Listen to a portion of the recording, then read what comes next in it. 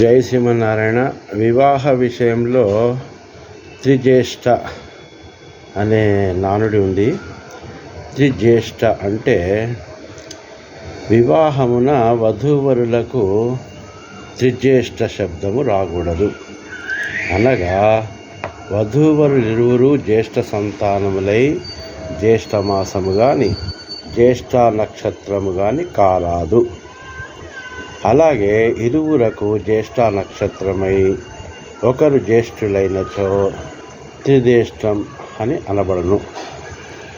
ఒకరి జన్మ ద్వారా జ్యేష్ఠజై ఇరువురును జ్యేష్ఠ జన్ములైన అది కూడా త్రిజ్యేష్ఠయే.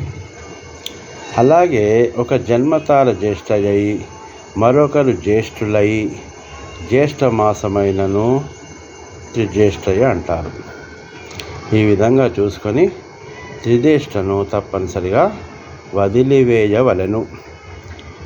జ్యేష్ఠుడు అనగా స్త్రీ పురుష సంతానములలో తొలివారిగా లెక్కించవలెను.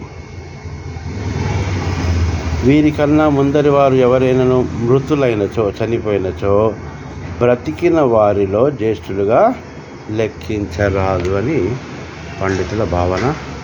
జై శ్రీమన్నారాయణ. రాచకొండ రామాచార్యులు, పూజారి, జ్యోతిష్కులు, శ్రీ వెంకటేశ్వర స్వామి దేవాలయం, మదీనాగూడ, మైత్రినగర్, హైదరాబాద్.